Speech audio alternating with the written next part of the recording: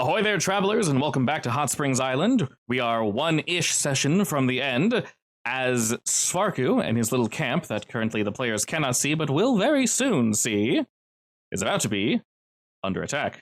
Let us join our comrades. Hello, comrades. I guess it's time. Incoherent screaming. Sounds about accurate. That'll be us soon. Indeed. So, we left off at 4 a.m., We're in the same hex as the Booby Elf and Ma's ship. We're basically taking Marcia with us, as when Sarabi mentioned what you guys would be doing. You saw a light in her eye and she went, you know what? Yeah, I want to do something useful. But she very much agrees. You guys have rested, got all your stuff done. Sarabi got her stuff done, as she does. And we've purchased some items. So everybody is going, that's what this little thing is here. Everyone's going to have a fire resistance potion when the battle hits. And we decided to pool the rest of our money to buy Aldrin a potion of speed, which is a haste potion, effectively. And now, It's cocaine. it is basically cocaine, yes. And now, the floor is yours. Where shall we go next? It is early in the morning. No one will question. What day is it today? It is day 26, so you guys are basically at the end. Right. Oh. And was it day 27 is when we're attacking? Correct. You guys haven't spoken with the ogres yet to clarify exactly when they are attacking. Or they go up, but they're probably just going to do their thing when they do their thing. It was specifically during the full moons, though. So presumably later, so that you can see said moons. I mean, we were going in with the ogres, right? So we can head up there. Probably, yeah. We can do like a cute one-day training montage. Yeah, basically. And then head in with them. Excellent. Everyone can take turns passing around the codpiece of sustenance. Okay, I think I'll pass. But training Same. montage. That's technically No. the other I think I'll pass. camp, isn't it? It is, but that thing gets around. Sure. I Is wonder that- who's using God, the moment Svarku sees something, he's gonna die. Exactly. it. That's what kills him. Exactly. It does 5d100 damage. He just has some very bad memories about it, apparently. mostly psychic damage, which he's not resistant to. I mean, it could be necrotic damage. Yes, his soul just rots away as he sees you Yeah. thrusting in his general direction, just busting out some sick-ass dance moves. Oh, God. And just slowly reminding him, I don't ever have to piss. And he's like, man, that's so cool. He can dance forever. So efficient. Anyways, we spend some time meandering on up to the primary camp, Glavrock Village. I will not flashbang you all, Why not?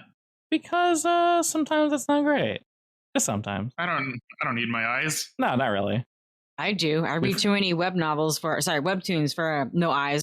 We've gotten I mean, greedy. You can go without those. No, I can't. Or- I will die. Literally You die. will die. She'll slowly wither away. Alrighty, it being 12 p.m. now, noon. Do we actually just want a training montage? Whatever y'all want to do. We've already prepared. Lekka, you already mentioned that you helped with your magic and such. This is basically, with the bones and the ice magic. This is effectively the last day, so whatever y'all want to do. I don't think there's anything specific we need to do. I guess I wanted to make some more. Well, we probably don't need it, but help for the ogres help make some more of the gold fantasy stuff. Yeah, we can definitely do that. As a reminder, we'll do one more long rest. So if there's anything weird you want to do with spell slots, that is definitely something we can do. Other than that, upon arriving, the ogres are in full functioning, just like shuffle mode right now. They are going all over the place, and they are 100% ready for this bout. Now, they're not trying to make it, too obvious, as everything is contained within. You guys found, as you were approaching the camp, many ogres were on the outside, kind of making it look like as if they were just foraging and such, but you can tell they're trying to be on the lookout to make sure none of Svarku's forces come by to clue them off as to what is happening. So they're being incredibly careful not to tip their hand. On top of that, they did quickly remind you that later tonight, on this day, 26, they're going to basically discuss the tactics for tomorrow. So whenever you guys are ready for that, we can skip to that, and anything you want to do in the meantime, totally up to you. It's basically 8 hours from now. So the bone binders, they put their magic in bones to use for later or whatever. Correct. I could help them by giving a few of them bless, I guess. Sure.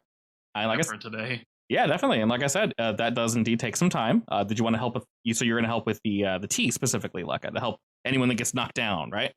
Yeah. Very cool. Sarbi, how about yourself? Sarbi. I'll help with bless too.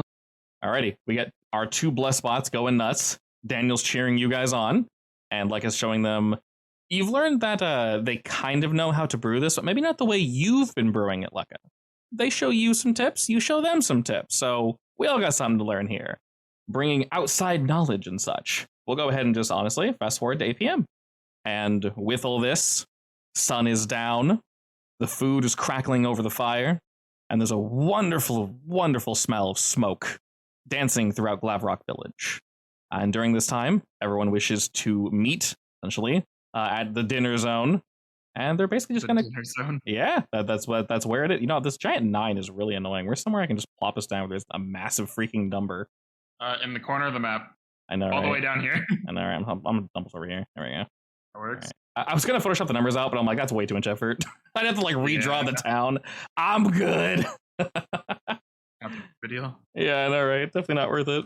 Okay, so while we're all chilling, all the ogres gather up, and they seem relatively excited, actually. It has been a long time coming for this, definitely. All the guards are, as I mentioned, stationed and ready. There is somewhat of a hush. They are trying to somewhat calm everybody. Like, we can get a little hype, but please don't start screaming if you can at all help it. No shouting into the night. And why not? Oh, you can tell they're all vibrating with excitement. Basically, they're like, save it for tomorrow. And they're like, all right. So, the general plan is actually quite straightforward. Glavrock comes over to the area. There's a center table that is essentially cleared of food, which would normally be a sin here. But the time for planning is indeed upon us. He slaps down some parchment that they have prepared, and it's realistically a very simple plan. He calls everyone important over. Those that just need to overhear either have already heard it, or, you know, without being too callous, they're somewhat cannon fodder, but they know that. They fully understand what's going on here. There will be some bloodshed. So looking to the 3, I keep wanting to say 4. Daniel's a part of this team. Of course he is. Scraw, says Daniel, and he dances. The dance of his people. And everyone is... Where's Daniel's resistance? He has resistance of the soul. He needs his resistance for his 1 HP. Yeah. I'll give him like half of my potion. Half of 1. I can't take half damage. I can't die, bitch. I'm invincible. If only that's how it worked. I know, right? So, Glavrock prepares all the information that we need. Lays it out. Looks at the 3 of you. Nods. And says, your group will be pivotal in this exercise. I assume you've not spoken with the other village, or the Goa. You do not know their plans. I don't. They seem to. They really seem to have their own plans. Yeah. It was basically just we're attacking now at this day. I didn't expect too much of a dialogue with the Goa, if I'm being entirely honest. The other village will, of course, be joining us. This is to go without saying. But, and he points down to the various sketches that they have. He says the 3 of you will be incredibly important. As expected. Of course. There are many of us. Svarku will not expect us to fight back, especially on this day. I could be wrong, as I've obviously not been there anytime soon. But, well, Svarku and his people are prone to partying, especially on particular nights. We can assume that tomorrow will be one of those nights. At least, we can hope. And he might expect some resistance from us ogres, but he will not be expecting the Goa. You mentioned the Waterfolk will be joining us as well, yes? Yes. Yes. All right, we should not be expecting them, or the Goa. And realistically, the 3 of you have not run into him just yet, correct? Correct. Yes, we've made sure to avoid him. Excellent. Well, he does know Madher people are on the island, but he doesn't know about you. And a lot of the ogres are like, I mean, we did run into some of his minions. This is true, but did you kill them? No.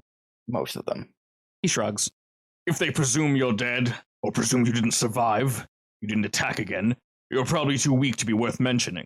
Not assuming you're weak, of course. We know your true strength. Then he pounds his chest. I pound mine back. You get some light cheers in the crowd. And he starts pointing to the map. And he says, I assume you're all familiar with this location here. And he points to where Bavmorda is staying. Oh, yes. Excellent. Did she mention that there's a mine nearby? I don't think so. Don't think so. Wait, did she? She did, I yes. I think she did, actually. We went there, didn't we? Or we went go close to there? that? It is somewhere we were used to. Where we worked. if you want to even call it that. She's essentially keeping lookout. You see, Bavmorda and her kin have a very particularly special ability, something that none of us can do, and keeping her there ensures that we have an eye right where we need it. You see, that location is the Ashfire Mine. As mentioned before, we used to work there. Past it is somewhere called the Crystal Flow Mine. And he smirks. You see, these locations connect directly to Svaku's domain, and we know them quite well. It has been some time. He nods. It's been some time since we've been forced to slave away, but we do remember. And he points down to the maps, and he has the area completely charted out. He points here and says, first, the Ashfire Mine. We shall be moving quickly through the north. And then he points to the next map. And then second, the Crystal Flow Mine. This should be much easier, as we can move quickly through the south. And after that, we shall be upon Svaku's ground floor. Unfortunately, the bastard lives in somewhat of a castle. It is, honestly, difficult to traverse. It's somewhat confusing. I don't think he and the decorators agreed, and there's some laughing that kind of dances throughout everyone. And looking at the three of you, it says, you've already helped our clan quite a bit. Do you have any plans in particular? Were you scheming anything up? Dead silence there. Yeah, I'll be honest, I was just kind of going to wing it. Yeah. I mean, especially since we don't really know what to expect inside. I made sure to help out with the gold side of things to help fight them, I guess. Honestly, I'm better at fighting in open terrain. Honestly, they do not seem to mind this. They kind of all nod along and say, excellent. Then we have a single request of your group. One thing that we would like you to attempt to hold back, seeing as we do not wish to entirely play our hand up front. Okay. Our plan is to hide your group through Ashfire and Crystal Flow. There will be battle, and there will be death, but it's a sacrifice we are willing to make.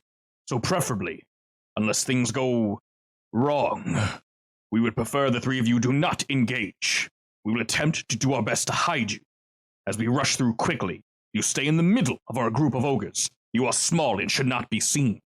If we can sneak you into the main floor of Svaku's domain, he just kind of motions everyone. Says, that's where you can just wing it, as you put it, and go wild. Okay, that'll work, but That works. less death is better. Yeah. Indeed. If you wish to assist us in moving in, you're more than welcome to. But I must stress, Svaku and his people are vast. I do not expect both of these mines to be full by tomorrow's night. But it is incredibly important that you take my words true. If we spend too much time fighting, we will tip our hand. If you are hurt in any unsustainable way, we shall help you, but it might slow down our operation. Svaku's a very interesting individual, and he might think this is all a joke or a play or something. So it is my plan to strike quickly, and the other ogres agree. Some do not, but I will respect your wishes. Yeah, that sounds good. Moving fast is probably better. I mean, sneaking in place is great for me. He nods along with that. It says, basically, of course. Well, besides that, it's not really too much of a plan, as we cannot coordinate with the Goa, but I assume they'll be taking a separate entrance. And when they do, if you've seen them fight, it can be quite wild. Yeah. And you mentioned the water folk. I assume they're quite strong, and they just abstained. Did they require anything of us? I don't remember. I don't think they mentioned anything. The only thing they mentioned is there are some of their people locked up in the caves. Preferably keep them alive, save them. Okay, he's nodding along with this and thinking, like, all right. Well, Their goal is to save, well, their sisters, so. understood. We'll definitely need to move fast then. Let's see. We can send a sparrow over to Bavmorda and her sons. Maybe she can assist you. And with that, effectively, they've showed you everything they possibly can. I mentioned before, as you guys were helping with, blessing out and getting that tea ready, Sunak had some bones prepared for you guys, which will effectively function as a level 2 potion. So you just crack that sucker and just give it that good whiff, and you'll be reinvigorated. Cool. Good whiff. Just sniff, like ogre butt. just sniff that bone. He washed his hands Hmm. and then scratched his ass, but he did wash his hands. Hmm. Alrighty. Other than that, Lavrock seems to be finished. There are some folk in the crowd that don't really seem to fully agree, but maybe some people don't really know your guys' strength, and there are only 3 of you. And most folk, especially from Srock's village, they see Lekka as like, yo, this guy's got some crazy shit. No one's ever seen that before. They're good. So any dissenting voices dancing throughout the crowd are not quickly hushed, but, some playful shoves and like, the little one is stronger than he looks. And they're like, all right. And with that, you can tell their meeting is effectively ended. If there's anything y'all would like to do, you're more than welcome to do so. As I mentioned, the assault is planned for night. So they're going to basically slowly move over from this location to Bavmorda's, which is just southwest of here. Wait a bit after resting in the village, of course, and then they're just going to full on jump on in. Probably 24 hours from now. Sounds good to me. Alrighty, and with that, as mentioned, Marcia is here, but she's sticking to the shadows. She knows she's not technically part of your guys' group. She's not really part of the assault force. She may have spoken with the ogres like once or twice, but maybe didn't really make too much of a point with her time. Remind me who Mercy is? She's the girl with the axe. The one you were talking to not too long ago.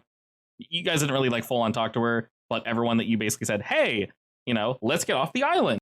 She went, you know what? Oh, if I see her, I'll wave her over to join. Yeah. She honestly would prefer to kind of not stick to the shadows, but if this is your guys' shindig, she kind of wants to listen, honestly. With her backstory and wanting to redeem herself and her being a strong barbarian woman, I'm kind of scared of introducing her to Bavmorda. Wait, why? Oh, gotcha. But other than that, she doesn't do it to anyone who is unwilling, but Marcia might just be tempted as a way to redeem herself. That is indeed a possibility. You are not wrong. But realistically, it is go time now, so that conversation would be incredibly awkward to just kind of sneak in at the last second, so I think she's safe. But realistically, we can just turbo rush tonight of tomorrow.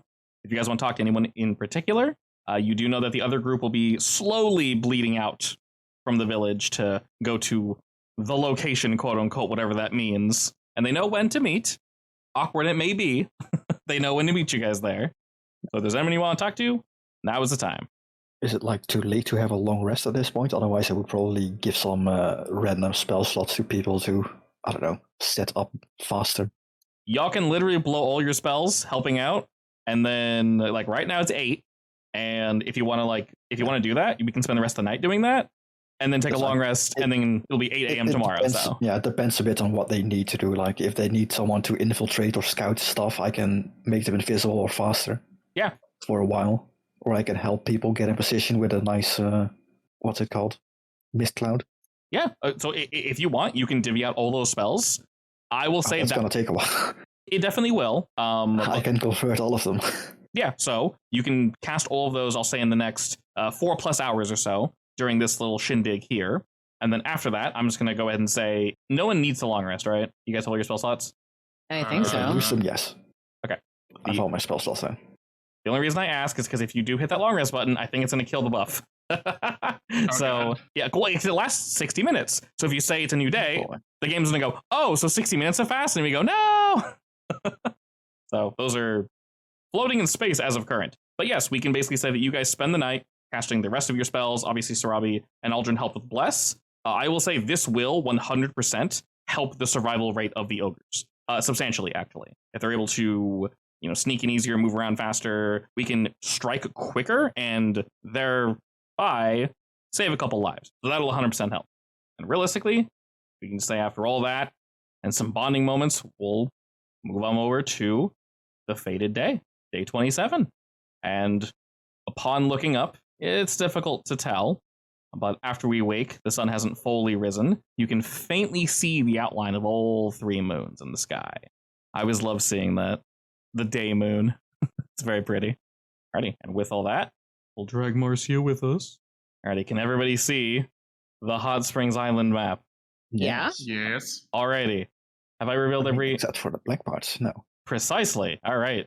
You haven't revealed the big crab, I assume it is. You haven't revealed Hex 14.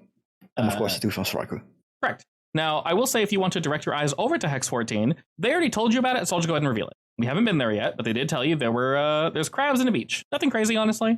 It's literally what it is. Crabs in a beach. And they're all raving. Of course. Oh my god. I totally forgot because you had such a negative reaction to him. While you guys were in Hot Springs City, at any point did you try looking for Ivan Blackhand and say, hey, we're getting off the island? Or were you just like, he's fine? I I don't mean, think so. we did tell him that we were planning on leaving and he wasn't interested, so no, probably not. He was kind of out of the way, wasn't he? Yeah. Yes and no. I mean, we could have told him on our way back to the secret lair, but I think He I would just- have. yeah, he just didn't seem I would've interested in forgotten about leaving, him. honestly. You seem somewhat off-put from him, Sarabi, so it's entirely up to you, realistically. I can't remember. Was he working for Ma?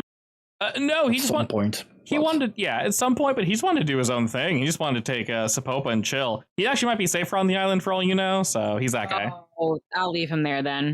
Fair enough. He was the guy with the creepy black hands because he was a Spopa addict. Yep. Yeah, Alrighty, I'll go ahead and reveal the first hex, and there's a boy there. a whole boy. There's you know what? I'll reveal them both. Why not? We're at the end here, so you get to see cartoon Sparku. He's just the devil. How cute! He's just chilling. And there's this little mouth boy hiding behind a I want to call it a lava waterfall, but it's just a lava fall. Is that a Nereid? Yes, he has dancers. Oh my god. I mean, he has a bunch basically chained up to his base, so yeah, she ain't going nowhere. Oh, You so haven't wait. revealed the most important part yet. In order to rescue them, we're gonna have to actually get up in his face, aren't we? Probably. We'll see. Not many people know about the actual functionality of that primary location. But knowing all this, okay. I like this map, but there's something with it that causes me to lag. I'm not entirely sure what it is. It's not even that big, but every time I cut back over to it, it holds up for way too long, and I really have no idea what it is. Unknown to you, it has like 15,000 layers. I honestly, it's a completely fat PNG, I'm pretty sure, but honestly, who knows at this point? Already, I am going to load us. To a WebM. Yeah, I really should have. All right, I'm going to drag you guys all over to the Ashfire Mine. As we mess with our little Congo line, I assume you guys can see just fine. Ignore the weird gaps in vision. I can see everything over here in these lines. Yeah, I know, right? I don't know why it's doing that. To reiterate, the intent is to follow the ogres. The ogres are going to just basically charge through while hiding you guys. Shit's going to happen, and you guys are basically going to ignore it and just charge in. I guess. Yeah. Sure. Alrighty. Then we are going to bypass this area quite quickly, unsurprisingly. There's a lot going on here, but they, of course, instruct you to don't dilly-dally. It's a mine. There's probably interesting shit here, but what we want is in the castle. That's the good shit. So the attack will take place at 8 p.m. on the day discussed. We'll fast forward to that. For reference, it is nighttime. So 8 p.m., day 27, day of the attack. We know the Go are also waiting for night. The Nereids are most likely watching. We do know that Srock was discussing with them, or at least with one of them. They had open communications. So because of that, it should be a little bit easier for him to basically say, like, hey, swing by this way. They had that little connection, which will make things much easier for us. And prior to all that, Bavmorda would have words with you all. We got everything we need. We are waiting somewhere outside this location. As a reminder, it's basically a giant scar in the side of the mountain. And they no longer bring product out from this side, but it's still an entrance they use occasionally. You guys and her do sometimes see some salamanders, some imps kind of coming out here and just, they're doing their thing, looking around, just like, and then grabbing, burning, things of that nature. They'll take it as shortcuts and whatnot. Maybe they're doing to be obstinate. It's difficult to tell. But updating the information that we have, Bavmorda asks you all, say your intention is to help the Nereids, correct? Yeah. That's part of it. I mean, we're helping everyone, but Yeah. She nods They along. help us, we help them. Most excellent. May I ask if their leader revealed this way she would break down the barrier? She did not. Does she know its location, or is she merely guessing? Don't know. We have a general idea where it is, but yeah, I'm sure she knows where it is, or she she'll seemed- find yeah, it real easily. She seemed to have some kind of idea at least, but She's nodding along, taking all the information and thinking back to what she knows, and says, excellent. I will have a request of your group then. I believe it might have been mentioned that me and my kin have a very particular ability. Yes. There's a reason Svark wants some of us dead, me in particular. I'm somewhat of an annoyance, if you will. I don't know where this room is, but I can almost guarantee you I can help. So, I'm no slouch in a fight, but if you wouldn't mind assisting me to this alleged room to help with your nereids, I would most appreciate it. Sure. She smiles at that and then looks to her sons, says, perfect. My boys will protect me for the most part, but I'll need to, part ways with them so that they can do what they do best. If need be, I can get you in unnoticed, so. Perfect. Do keep in mind that while you've not met the man, let's just say Svarku is somewhat of an idiot, but he's much smarter than he lets on in terms of security. So that will work up to a point. The three of you are quite smart and have been able to traverse this island without too much assistance. So if you have any ideas, feel free to share them. And with that, she's essentially ready with her sons. How many sons does she have again? 1, 2, 3, 4. Skato, Logar, Krogu, and Mukot. And with this, I will say there's quite a bit to describe here, as it is a mine, and there's crystals and fancy shit everywhere. But we're rushing through as quickly as possible.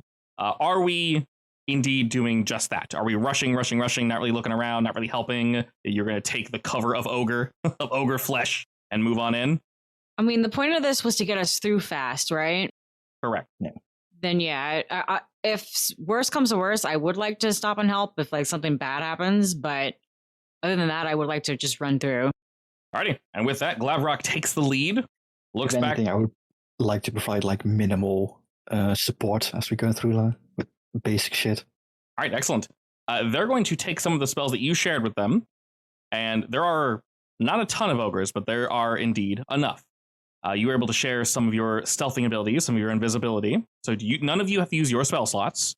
They have stuff from you guys built into the bones, and they've prepared on their own. They know they'll only get so far until either things wear off or they are seen. But for this first location, as there are quite a few of them, we begin to move in. And this little Congo line of death fires on through. And they specifically said, we're moving along the north. So I am going to just kind of put them all off to the side, and I'm only going to move Glavrock. So everyone's basically gathered around Mr. Glavrock. He shoots on in. You guys see some workers, but as they mentioned, there are fewer than probably anticipated. Oh, no. There's a small area where they need to skirt by, which they were somewhat worried about, but he is able to continue forward. And he kind of motions for you guys to, he's making some sound. We can't see each other, but he's holding on to something that's not affected by this stealth spell. And as he's moving about, we're noticing that there aren't that many workers here, which is perfect. That's exactly what they wanted. There are many machines. I can have Daniel scout out ahead for him as well if he needs to. Yeah, definitely. He knows this area well. He knows this area quite well, actually. He's just basically instructing everyone to keep up as much as humanly possible. And as he's moving about, we see very few workers, which is precisely what they were hoping for. And as they continue to move about, for this first area at least, we don't run into a single problem whatsoever. I like that's bad. Plans that go too well too early are bad. What are you talking about? It's fine. Ever the optimist. Let's just hope they're partying, I guess. When we all say that, yeah, they're most likely all just partying. As we continue moving through, we see some that are drunk. Some are stumbling about, and Glavrock kind of holds, like, all right, pause. And he moves about a bit, and there's one that's in the way. And he gently pushes it to the side and the back, and he swings and just kind of makes this incoherent noise. But it sees nothing and kind of just burps, and then it bumps into another one that kind of punches him, and he just pukes all over him, just this, like, vomitous magma lava mixture of bullshit. Who knows? It's in the ground, it's out of the ground, it's all over this other guy, and they don't like that, so they start just punching the shit out of each other, kind of while laughing. And a lot of the other various salamanders and such here, they take great joy in seeing this, and it looks like they're pulling things out of pockets they might have had. I don't know. They have like satchels and such, and they're like betting on who's going to kick the shit out of who first. This area we fly through very quickly. As they are betting and doing their thing, Glavrock basically motions for all of you to just jet across as quickly as possible, as that is just immediately the entrance to Svarku's lair. And from beyond there, we can already hear chatter. most likely not the din of battle, as Glavrock planned on moving in a little earlier than the planned time, as we have all this extra backup. To be super clear, on this area in particular, I did not wall anything, but there are doors, and there are stairs that should work. Well, I'll definitely let you know for what's important and what is not. You can definitely just ask me. But we're still stealthed by this point. We know that the second we do anything, it will break stealth. You see a ton of Svarku's guards moving about, and they're having a good old time. They're partying. They're kind of pushing into each other. But then there is a ruckus happening from outside. Some of the guards move to go look. South, what is this exactly? And the doors are burst open. These vines, huge and thick, shoot forward. They don't last too long as they are burned to a crisp, but there's just too much. The heat overtakes them, but they have just enough force to smash these doors open. And the Goa come crawling over, weapons bared, howling. The ogres behind you are indeed just as ready. Glavrock turns to you all, disables his stealth, motions for the rest that need to go ahead and do so. Srock gladly does so, taking off the weird leather harness he was wearing, revealing that now he only has the codpiece of sustenance. Oh god. What have I done? Climbs up, instantly dies. Climbs up onto a barrel and just screams, "I crave for battle!" And the others all scream along with him, their voices just bouncing off the halls, confusing all the drunk salamander and various shrimps. Sorry. Various imps and such. I believe I called the winged boys combustorinos. That is their title. The little guys with the switchblades. They seem very confused as well, and battle just breaks out. Glavrock rushes forward, Srock rushes forward, all the ogres run forward, Sunak is staying in the back, and they are going nuts. You guys don't have to break stealth necessarily. Marcy is staying with you, and you know Bavmord is with you, but it's difficult to tell, obviously, where everybody is, because you can't see each other. But if we're holding hands or staying close by, that will definitely assist. Ooh, we're holding hands. It's efficient. I mean, if we are, then I'm being carried, literally. I'm You not can that just big. be on my shoulders. I mean, there ain't nothing wrong with that. Definitely smart. I use Eldris as my mount. Excellent. This first area that we are crossing over, by the way, is a massive glass bridge with an obsidian floor. Below you guys, we can see lava flowing. It is very hot here. Fortunately, it's not too hot. We don't instantly light up. Others can survive here, but it is unsurprisingly sweltering as we are inside the volcano as of now. Just up ahead of you, you guys can see a massive, like I said, there's no walls, so whatever looks like a wall is probably a wall. There's a massive circular building in the middle that looks like it's guarded by two obsidian structures. They're not moving. They are completely stone still. In fact, no one's really engaging with them. But to the south, you can see multiple ogres are indeed engaging with this rather large one. It has these two huge bladed arms. It is slicing through the air. One wrong move, and you would be completely turned into ribbon. Looking about, what do we decide to do? Is this an open area, by the way? As in open to the sky, or are we inside of a cave or something? We are currently inside. This is the ground floor. Multiple areas go up. So where we are back here is open. You guys look up. And for now, there's like an area cut so we can see up and out. But the rest of the building, of course, since it's a volcano, moves in and in, so the rooms get progressively slower, but the rest of them do have ceilings. These outer entrances, though, do not.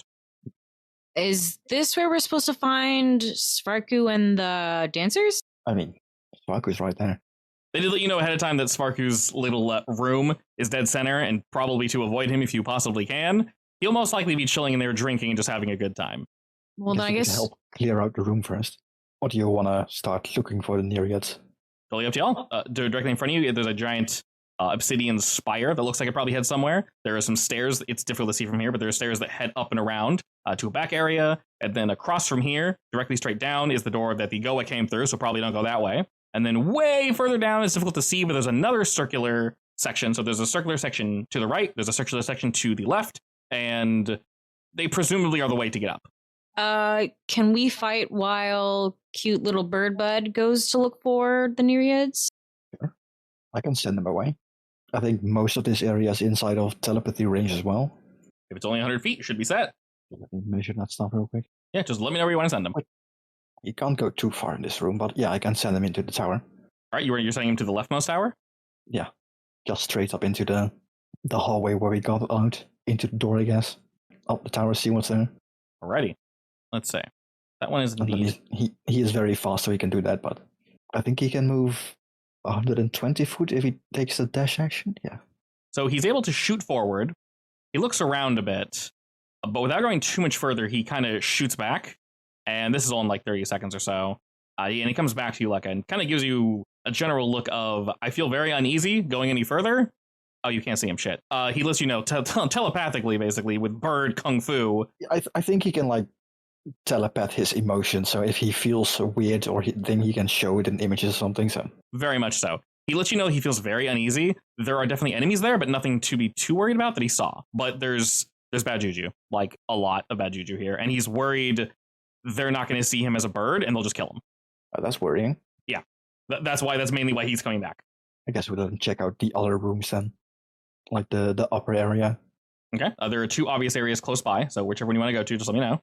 The northern area of the stairs, I guess it is. This way? Yeah. Okay.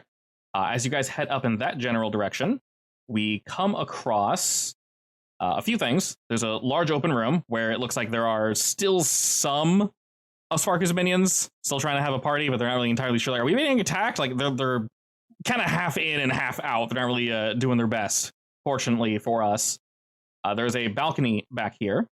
There's stairs that lead up, all black basalt with brass inserts.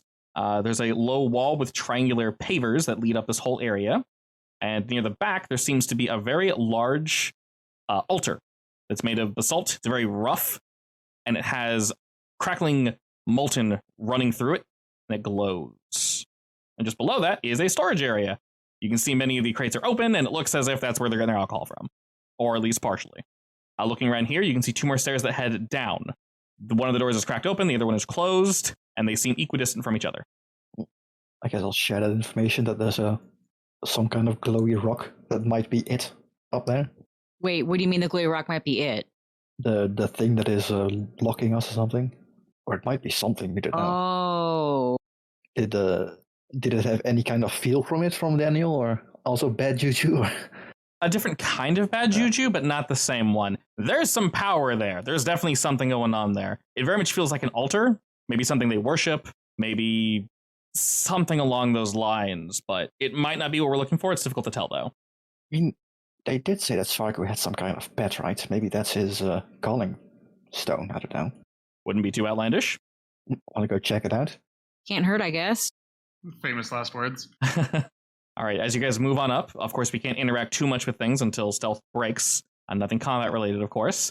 But as you guys are looking about, you see essentially what I described, a very large altar that is just glowing. It's about 10 feet in diameter. Wow, Does that's it have big. any writing on it or anything? No Or is it writing. just like- Yeah, no writing, but there's lines of molten just running through it. And it's hot. If you get too close, it might be a little too hot. Definitely too hot to touch. I can try cooling it down. Where was this location in relation to where Svarku's room was? What do you mean by that exactly? Like, is it right beside Svarku's room, or is it across the way from Svarku's room? So the room that we presume Svarku to be in, this is north of it. And it's up a little way, so this is still the ground floor, but this is like a halfway floor up. So technically, if he senses something, he should just come running real quick. Oh, it'd take him like 5 seconds to get there, yeah. This is you guys are really close. If he's in that room, you're very close. Are actually doors connecting it then? No, we'd have to run down and out, but it wouldn't take him long to Yeah, get there. okay. Yeah. Yeah. And as they mentioned before, this is a multi-layered location. They said there's anywhere from like 3 to 5 floors. So possibly more. They're honestly not sure. Obviously, he didn't give them the tour when they were working here. I don't know if I want to touch it just yet. I kind of just want to find the Nereids. Well, they're not here, at least.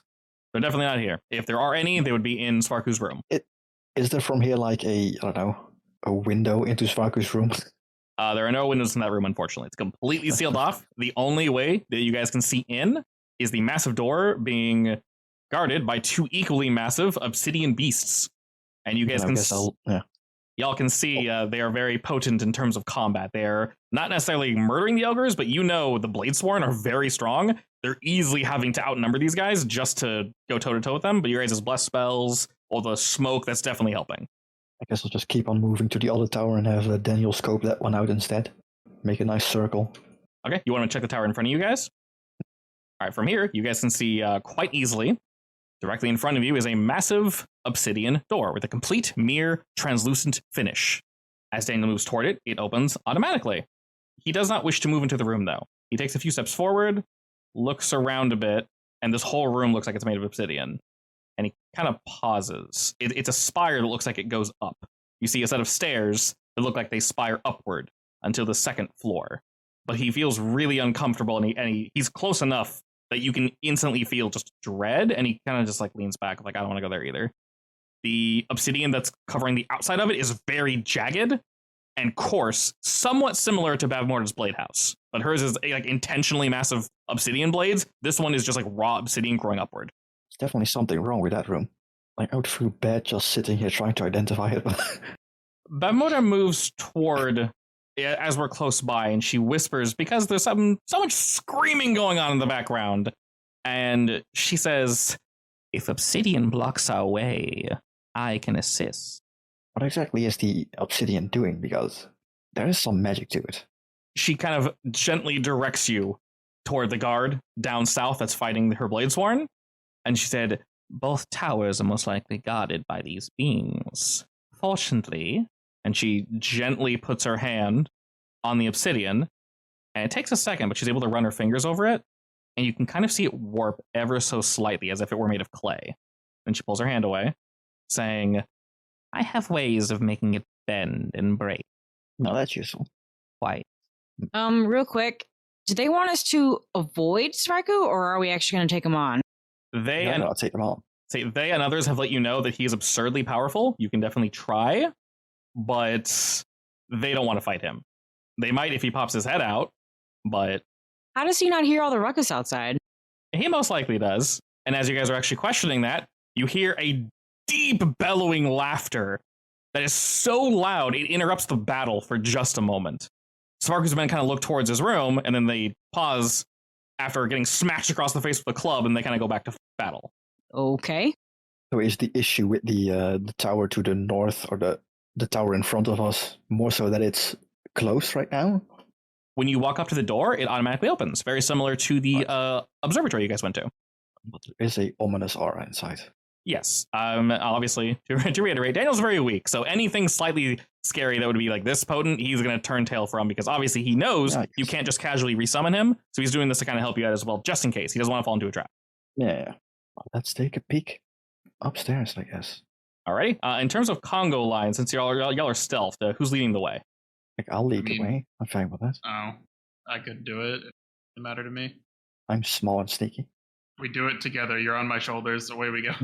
Sure, but you're also very loud and heavy and have armor.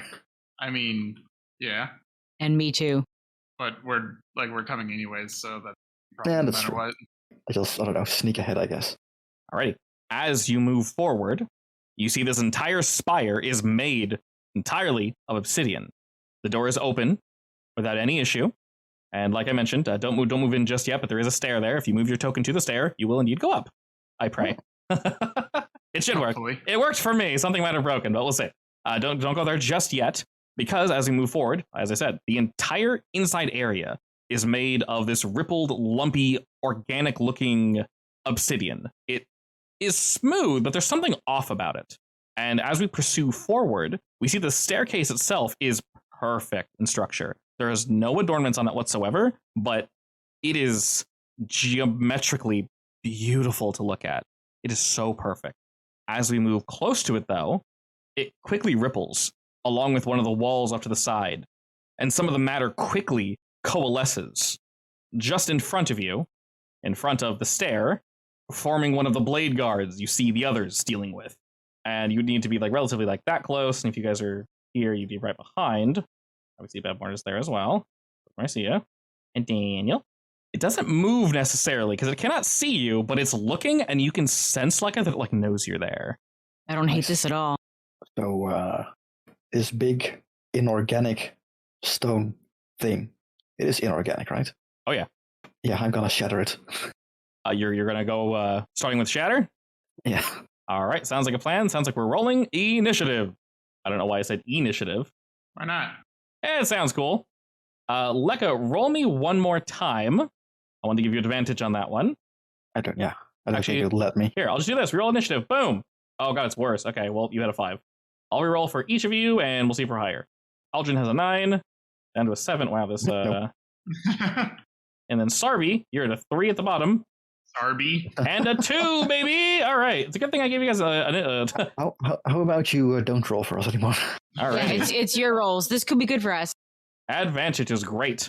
How about you re-roll his advantage initiative instead? Well, he doesn't know you're there, so as I mentioned, when you guys sneak up on fools, you roll initiative, but you will be moving first. So we'll skip past everybody. Teleka, everyone knows you're intending to do this. So basically, initiative order will start here. The second you do something, all enemies will be aware of your presence. So you may cast Shatter. Yay. Is that Marcy with us? She's Yeah. with you guys, yeah. Yeah, I'm gonna take a step back, like 2 of them. Yeah, you can definitely move. Like I said, he does not know you're there. Actually, I'm not gonna move so much as cast a spell and use my innate magic to fly back 10 feet, but That works too. Alrighty, and if he's made of inorganic material, he has disadvantage, correct? yeah, but he already rolled he already failed. So He fails anyway as the shatter echoes out and strikes the creature. It doesn't howl so much as it kind of just groans and slowly turns to your direction. Do you move any further from there? I'll get up to the corner, I guess. Okay.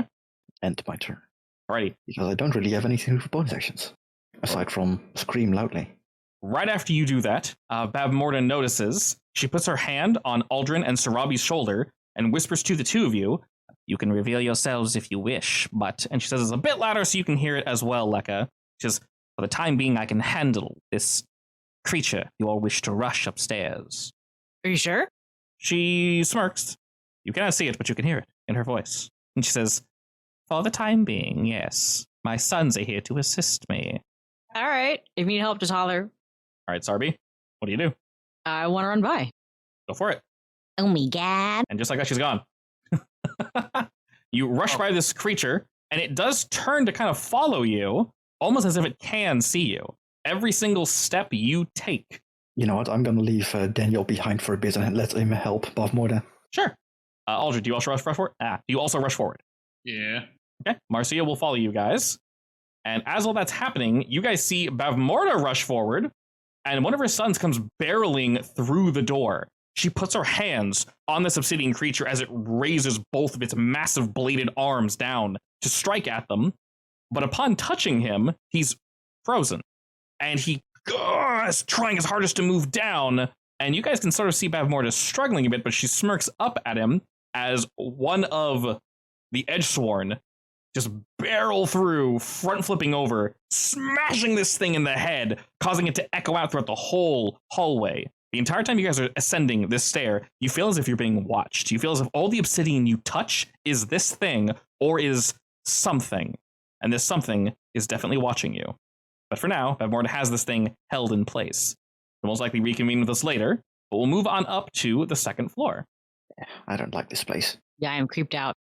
Here is a continuation of the obsidian spire, the staircase that moves down, like I mentioned before, and all of it is 100% obsidian, all of it. There are various lumps along the floor that are possibly currently inactive guardians or pieces. They either once were or could eventually be one of the guardians. And up ahead of you guys, you see a dinner hall, or at least what seems to be a grand banquet hall. There are a few of the Comustarinos kind of moving about, shouting to each other, drunkenly kind of moving about, and they're like, "Is there something going on there?" "No, definitely not." "Are you sure?" "Yeah." You can't hear what they're saying, but it sounds drunk. They're having somewhat of a conversation across the room as if they're next to each other, but they're very much not. They're a good 30, 40 feet away from each other, trying to hold a conversation. And as you look around, Sarabi, you see a staircase to your right. Forward, you see many tables and chairs, and to the far left, you see a massive throne. You also see some statues.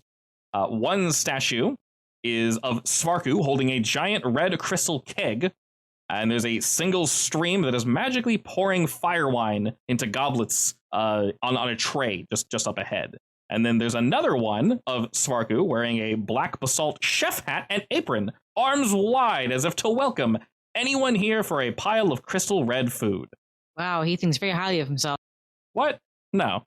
Weirdly enough, he kind of reminds Lekka of the elf demon lady. who also like to party. Oh, yeah, I can see it. All right, Yeah, moving, he's gonna say like, go up, go up, go up. Just keep moving. Ignore the drunk guys. Okay. I mean, I'm just looking for the Nereids. moving up into here after ascending the stairs. Wait, there was another stairs down in the other tower? Or there is this a staircase up? So these It's hard to tell. Indeed. So I'll let you know. The stairs you guys just came from go down. Then there's another set that you can't currently see that go up from where you are. Up ahead of you guys, you see a circular room. Directly just in front of you, you see a massive hot tub. To the left of that, you see a sauna. And in front of that, we see what seems to be a gym. Lots of mirrors. The floor in front of you is a rubbery black substance. There's pull-up bars, there's chains, benches, dumbbell sets, a whole bunch of weights and such, all in this area in front of us. And then there's 3 doors that exit this circular area. What the hell is this place? 3 doors? Indeed. Yeah. This is a hotel. Might be. It's a fancy resort. It might just be his, I don't know, fancy mansion. It's still weird. Door. All right, you gotta push the door open, and it opens just fine. Actually, I'm gonna go through this door and see, like, just look around, see what the hell is here. All right, as everyone can see you, Marcia is following you. Like, you can kind of hear her right behind. Where are you going, Eldrin? Actually, you know what? As I walk down, I'm gonna stick my head in the bathtub and, like, say, anyone here? Thinking the Nereids might be hiding in the water. I was wondering that. Definitely not, but it's quite warm. And looking about, there's a patio here with a whole bunch of brass pillars. And just up ahead past that, there seems to be a large brass podium with various red crystal inserts in nice fancy geometric patterns.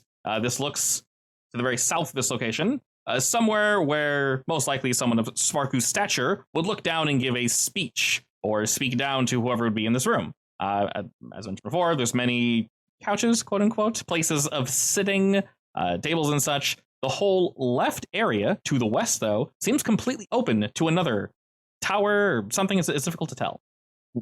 Wait, I can see through it? Through the westernmost area, between these 2 pillars, it seems to just open up and go out. Is there anything notable there? As you look, you see one of the Combustorinos staring directly back at you, and he's like, ah! I flip it off and walk away. He curses back to the other ones, and you hear some flapping coming in your general direction. Yeah, I was about to say he can fly. And that's fine.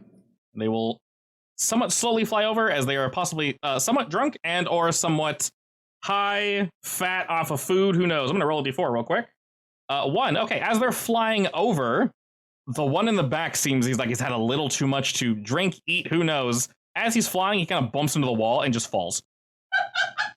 One of the Combustorinos in the back just kind of has a good giggle as they're all pointing down, laughing at their friend just plummeting, possibly to his death. Honestly, who knows at this point. To the right, where you can see Sarabi, is another bridge. This bridge is composed entirely, once again, of obsidian, and blades line the side of it. It looks incredibly dangerous. You could pass this with relative ease, but were you pushed to either side of this, you would, once again, be cut to ribbons. There's another room, entirely made of obsidian, past that. You also see another stair that most likely connects to the floor below. I don't remember seeing a stairway that led up, though. There wasn't. No, I didn't either. That's why I said it's hard to see when the stairs go up or down. Yep.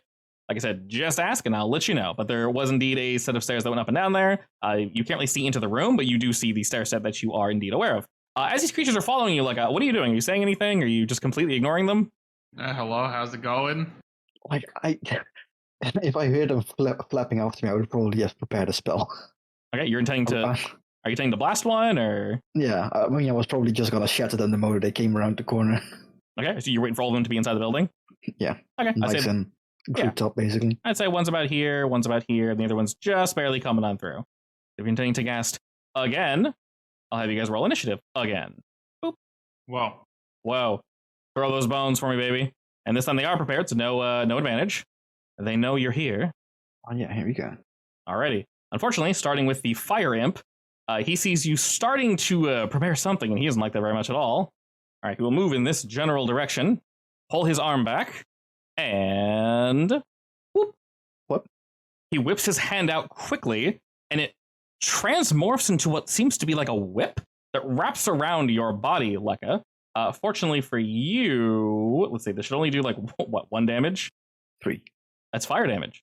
Oh, it's fire damage. That's Yeah. 1. Yeah. Exactly, 1 damage. So it doesn't hurt very much, but he does pull you 10 feet towards him, cackling all the way as he looks back to his friends. Marcia sees this shit. You And think you're safer when I'm closer to you, you're wrong. Marcia sees this, and as she's rushing towards you, Lekka, you can hear her. Do you want to say anything or motion to her to like stop and position elsewhere so you can do a spell, or what do we? If anything, I would tell her not to get like in between them. Okay, so you sort of shout out like, Marcia, don't get too close. She hears that, so instead she'll kind of like move here. She can get into melee range. That's fine. I can aim around her. We'll shout the dash, so she'll just be in the way.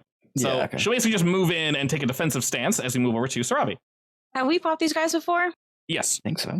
Were they squishy or tough? Yes. Oh, they're squishy. They're not tough at all. I think they were one of the first creatures we fought. The first fire thingies. Can I see any through the doors? As if you're near the door, it automatically opens, and he's already near one, so that one's automatically open. So yeah, you can see straight on through, actually. You can attack from there then. Yeah. Probably. I think this might be a little too far. What are you attacking with? Well, I mean around the bend. Yeah, I mean, you can shoot through the doors. Yeah, the doors are open. They're close by, and you're close by. I'm gonna produce a flame. You're producing Fire flame creature? on a flame boy. Are you sure? Does it heal him? I'm Probably. sure. It might not even work. I'm not sure. Well, he's at full Try health. it. So does it heal him? No. Does it damage him? Also no. As you wash flame over him, he kind of just like, woo! And looks in your general direction and just kind of smiles like, thank you. I distracted him. Pass turn. Alrighty, this bladed bastard in the back rushes. I just look around the corner like, what are you doing? Most of my little spells are flame. Eh. She's confused. This little boy will run. Let's keep him here. He'll rush on in, blade out, as he'll quickly slash it across your back. Ooh, fortunately for you, my friend, it looks like he missed as you're able to kind of duck, utilizing your size. Aldrin, what does that do? Hello? It's stabbing time. All right, no one knows you exist. Ah, yes. Of course. I'm assuming that means I get advantage on his face. He has no idea you're Hands here. back. That did not roll advantage. Try again. Alrighty, Hit anyway. we'll take the 25 and the 13 damage, because why the hell not? And you smash this thing across the back as it kind of like, and quickly turns around, blade out and ready as your body slowly reveals itself. He looks at you like, shit, where'd you come from? And I bonus action laugh. summon my boy over here. Excellent. And then I get one more Oh, smack. wait. That's where I want to go stand. Well, you can push my boy out of the way. It's fine. He doesn't mind. Ask him nicely. I can And I do get things another around smack. him, but I'll probably hit him as well, I think. Don't worry about it. He's just a bonus action. All right, you smack the same one in the face, and it looks already winded, bloodied, attention divided. I mean, Lekka, do you say anything like I was gonna go there or something? No, it's fine. Because I can move him for free. No, it doesn't hit allies, so it's fine. There you go, perfect. All right, seeing this next one, well, we got a Shadow Boy, and they don't like Shadow Boys, so he's gonna see you later, boy. As No, not Blade. my boy. Blade out. Ah, he misses! All right, your Shadow Boy does that wonderful dodge as he parries the weapon. The creature seems very confused, and he looks between the two of you like, this one's clearly the stronger one because it's darker and it's edgier, and yeah, this has got to be this is the real one. All right, Lekka. Edgier ones are stronger. Is that how that works? Yeah, definitely. Always. Come on, they're called edge lords.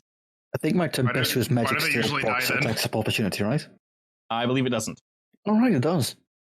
Well, this is going to be weird anyway, because I'm probably going to hit myself anyway. I am going to bonus action Draconic Cry. All right, as you shout, older creatures kind of duck for a moment as if like, what the hell was that? And then as an action, now I'm going to have to change my tactics, I guess. How long does this last? A different spell or Draconic Cry? No, Warding Winds. Ah. Not really worth it. I'll cast Snillix Snowball Swarm. Excellent.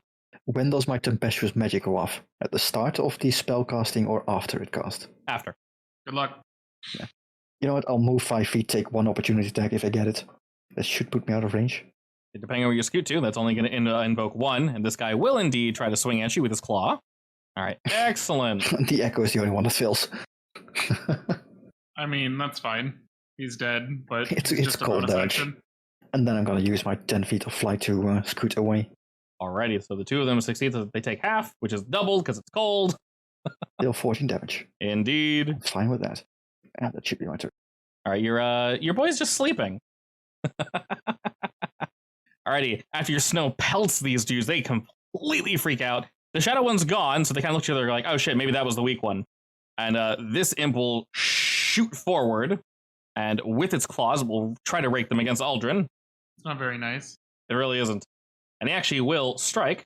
Fortunately, the fire part of this attack you seem very resilient to. And Mercy is finally in position. She will wriggle herself about, target this fool, and start smashing. Damn. And she will do just that and completely smash this fool. They only have 15 health, don't they? Sarby, Don't use fire. what say you? Do not Just use cool them fire. down, don't heat them up again. And any attack, not save, you have advantage on. Wait, we have advantage on attacks? You shouted, yeah. Alright, That thing that you did. I forgot. I thought you meant we have advantage on their attacks or something. If you don't have any good attacks, just use your death cry or whatever. It's fine. Use your bell. It's okay. Told that is great. Yeah, totally that's great. You don't need to worry about. It does like 2d12 right now, doesn't it? Yeah, I mean, and Aldrin's gonna go in a second anyway. He can take advantage of the advantage. So, He does massive damage. all right. Well, this guy's going to just completely explode. As your bell goes off, the creature goes to lunge at Aldrin, but before he can make contact, he just sort of erupts and falls dead to the floor. Only one remaining is looking about like, oh shit, maybe I should have bumped my head into the wall and fallen. How's it going? Wow. Aldrin charging forward. It's bonking time. The creature looks like he wants to get the hell out of here. But the bonks are ready, Bonk and the bonk. and the bonks strike true as you smash this creature against the wall, and then your second blow knocks him through the doors that open, and he goes sliding across the floor. From what you guys can tell, everything on this floor has been taken care of. I'm gonna take a second to ask Daniel how Bavmorda is doing. It takes but a moment, but you get from Daniel, he essentially communicates to you that Bavmorda should be joining you guys relatively soon. Of course, she's de-stealthed now, so she's going to have to move through quickly. Her sons are basically taking care of the boy. So she's on the way. If there was nothing else on the tower on the other side, I'm gonna go up further. Looking over to the left, there is no way to get over there except for flying. Looking straight ahead, there is indeed a staircase that goes up. Yeah, if there's Go literally up. nothing else on the other side of the tower that we can see, then I'll just go up. Yeah, there's a stairs that go down back to where you guys were from the obsidian location, but that's not great. I mean, we can use it to jump down, I guess. Quick escape. Indeed. Myriads. And as you move up to this location here, looking about, you only see two sets of stairs that move upward to your current location. All in front of you is plush black carpet covering both the floors and the walls. There are beaded red velvet curtains hanging everywhere. Many, many paintings. From this distance, you can see that they depict scenes of pain, fire, despair. Both Lekka and Sarabi, you saw that little home that the Nereid made, and you saw one of the paintings that she had in the back, Lekka did specifically. These paintings look very similar to that. Some of them have Nereids that look to be in pain, frozen in fear, in said painting. The others are blank. Just up ahead, So that spell I don't have anymore is what I'm gonna need. Dispel magic for her. you're not sure, honestly. Looking up just ahead, I mean, Direct. Bavmorda might have a way. and you guys can hear shouting coming from downstairs. As you come through and move up the stairs, you feel something wash over you. Your potion will stay intact, but any other spells, such as invisibility or something, would have been washed away. And looking around, just in front of you, you see two pillars entirely made of gold that run all the way from the floor to the ceiling. And you notice they are slowly rotating. They are carved, one to look like a spiral of naked male flesh, and the other to be a spiral of female, all jumbled, no faces or heads visible, roiling into each other and spiraling forever. Is this artistic or just dirty? A little bit of both. You're not a prude, Sarabi, so you would probably say artistic. I was about to say, Artistically ooh. dirty. Very much so, yes. In the center, I swear, again, what the hell is this place? Ooh. as you move on in, so there's a lot to describe here. We'll describe it quickly. Basically, there's two pillow pits. There's a fountain in the middle with some Nereids chilling in it, and there's some stages where the Nereids are kind of lazily just dancing. Past that, you can see one Nereid that is chained down to a chair to the very, very south, against the throne. And to the right of all this, to the east, you see a closed door. It is very quiet up here, especially after you pass this threshold. You almost can't hear anything happening downstairs. But prior to you passing through the threshold, there was lots of shouting, potentially people coming upstairs, potentially the battle moving onward. Who can say? All right, well, I was going to loudly say, hi, ladies, but if it goes suddenly quiet, I'm going to be like, hi, ladies. Much quieter. Do they react at all? Yeah, you say that, and they slowly turn, and they kind of give a look of like, what? They don't say anything, but they're all looking towards you guys. We're here to rescue you. We're friends of Mel. Marcia moves forward, and she looks at the pillar like, why is everything so horny here? Oh, you haven't seen anything yet, girl? The elves were worse, honestly. They really were. She looks very disgusted at the sight before her.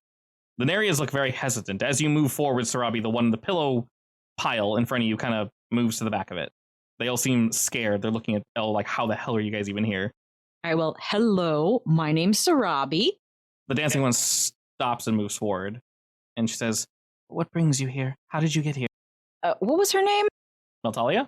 Meltalia. Meltalia said that some of her sisters were trapped here. So, well, there's fighting going downstairs where, there's a lot going on. But our mission was to help find you guys and get you out of here.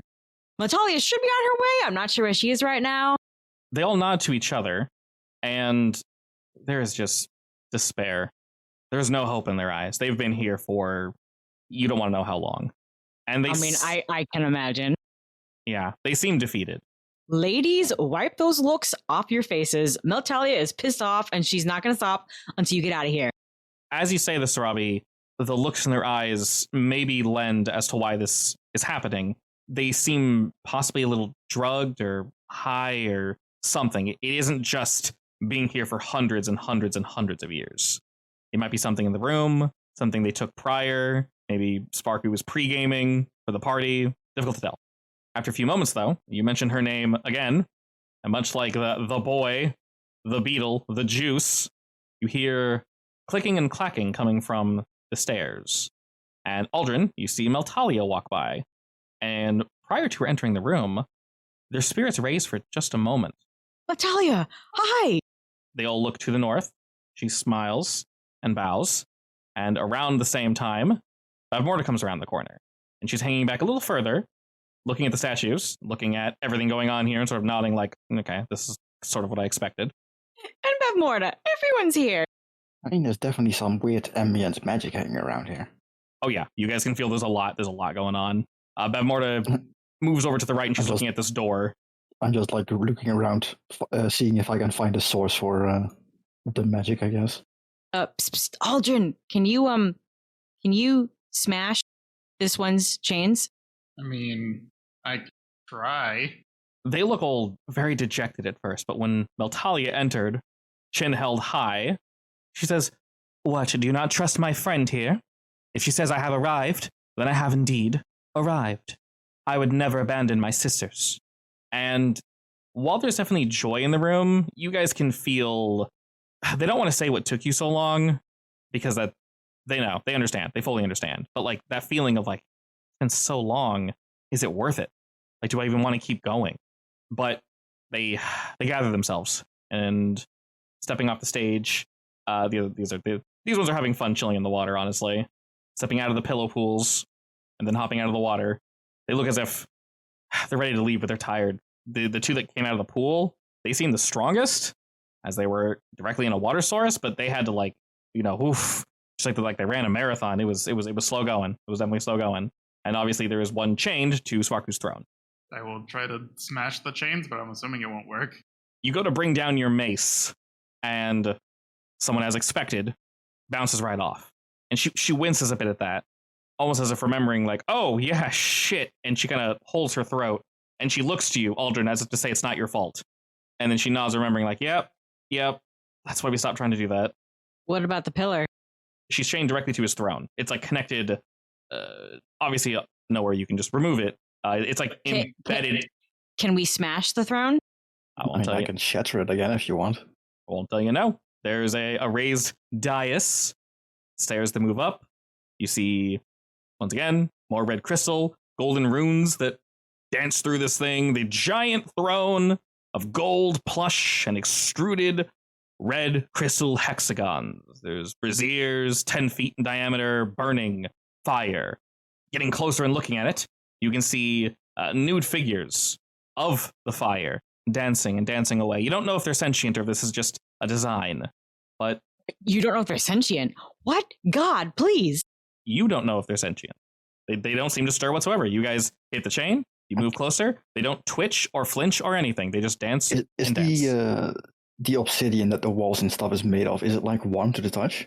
So this room here might have obsidian in it, but you don't see it because the walls are plush carpet. Not even the throne?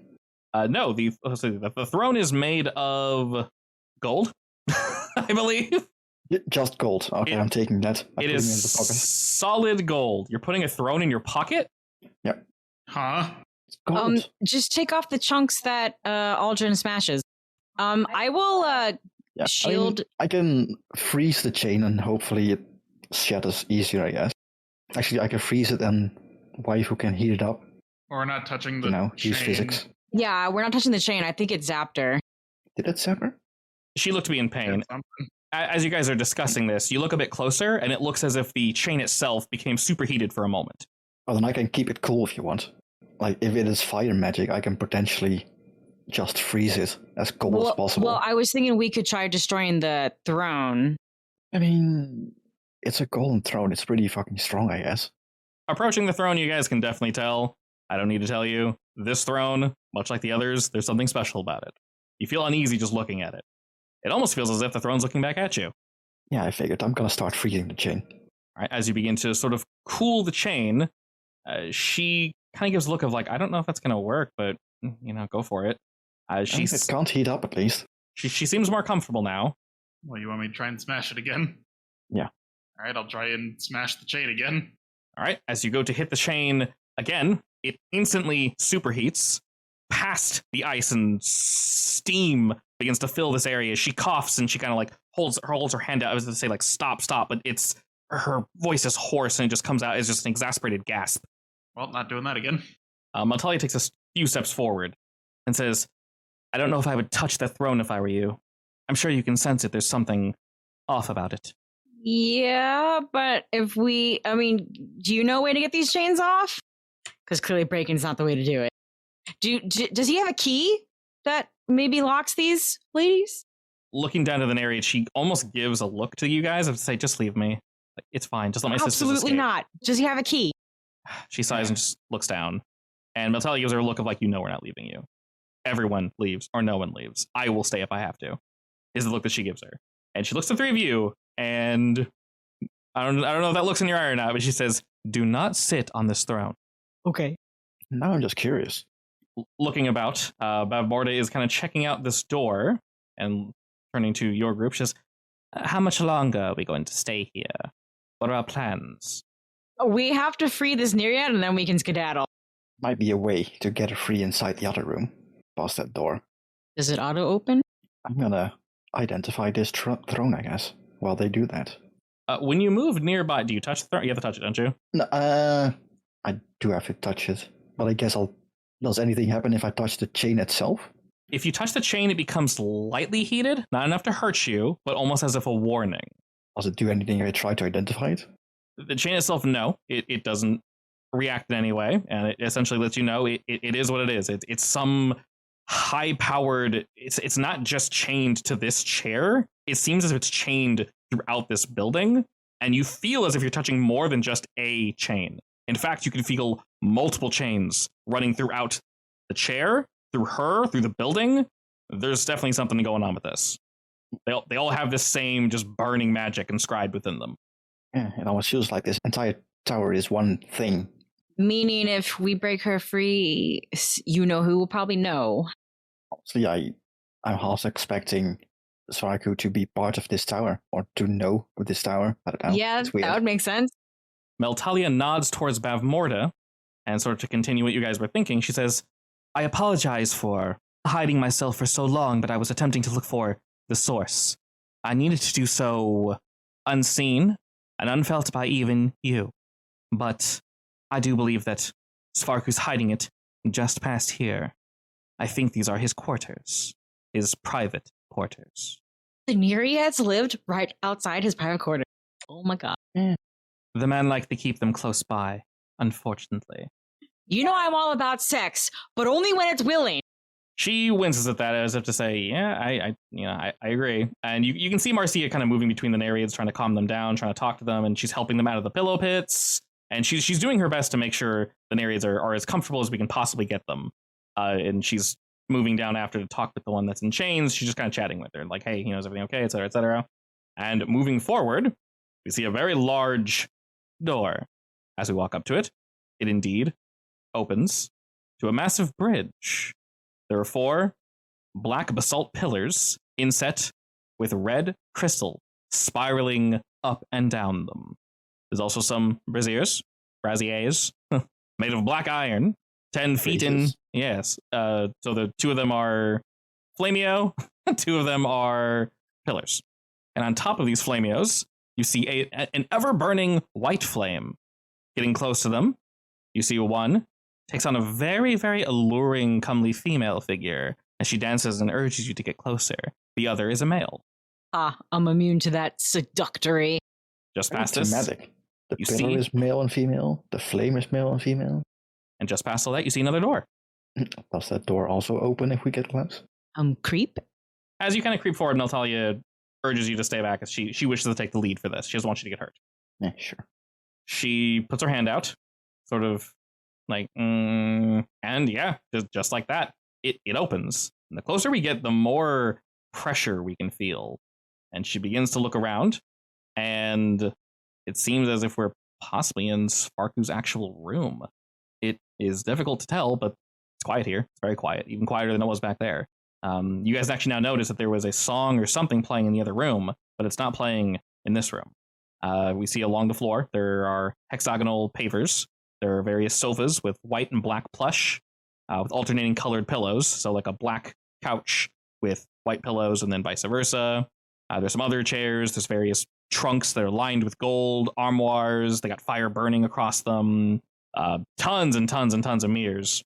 And just up in front of you all, you can see what seems to be his bedchamber, his actual bed.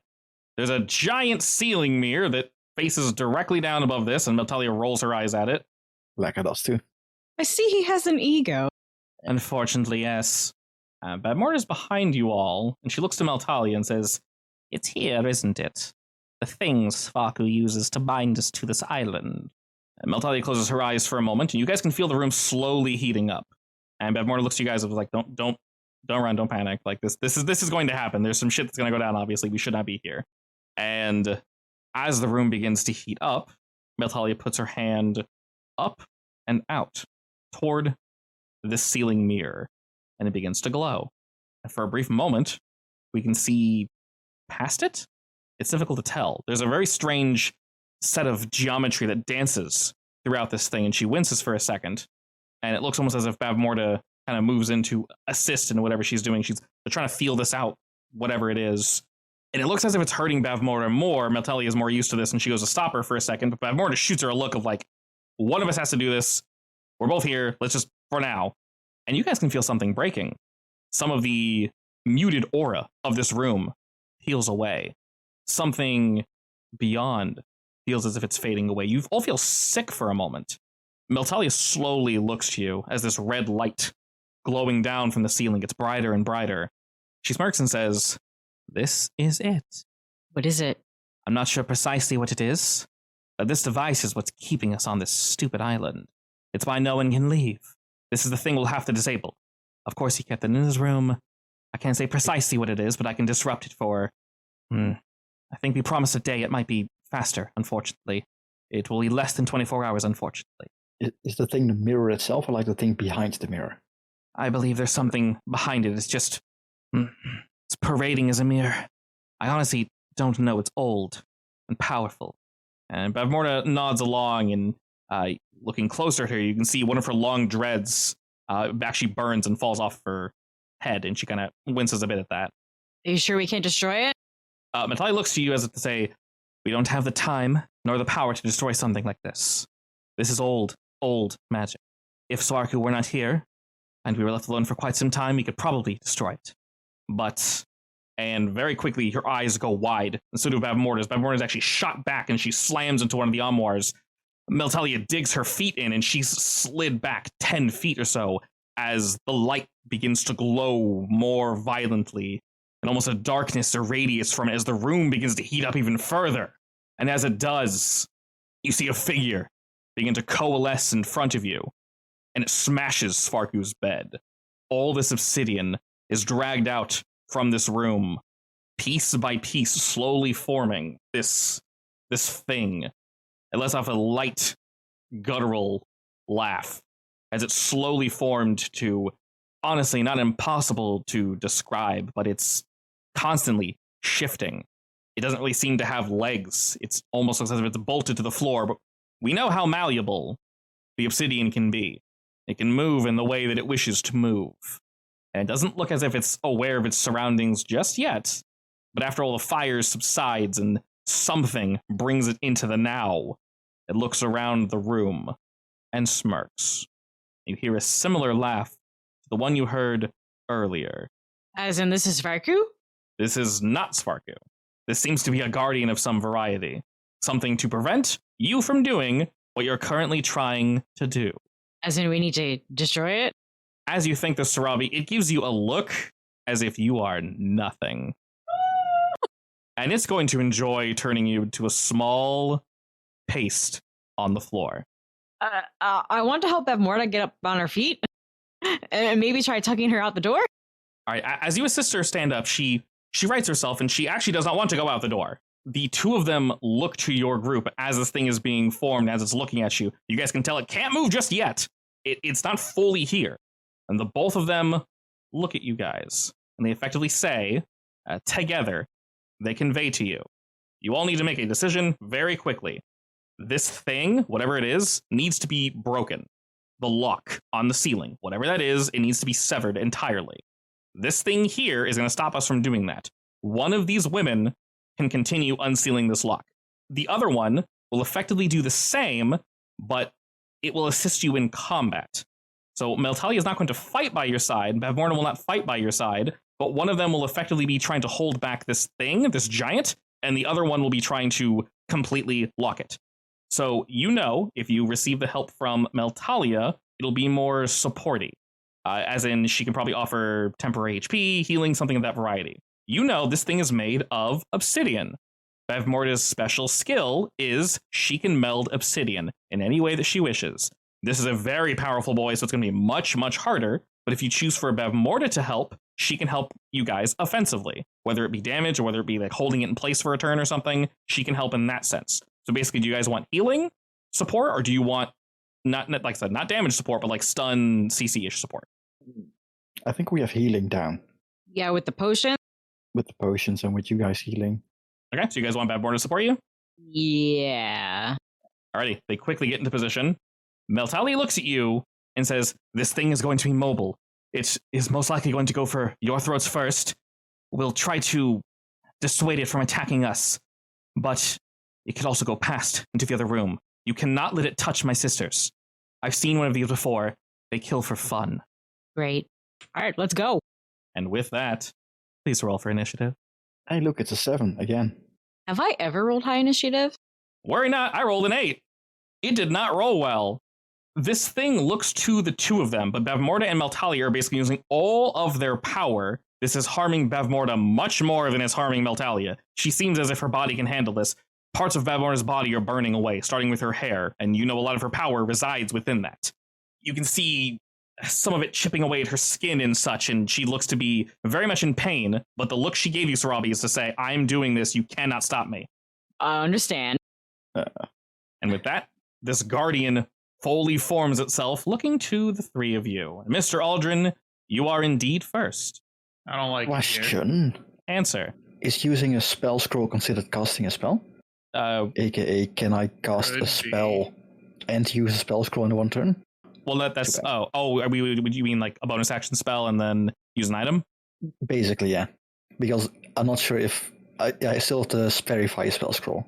I'm not sure if that's an action to use a magic item or if it's casting a spell. I say go for it. It's fine. Okay. Well, we're going for my bless.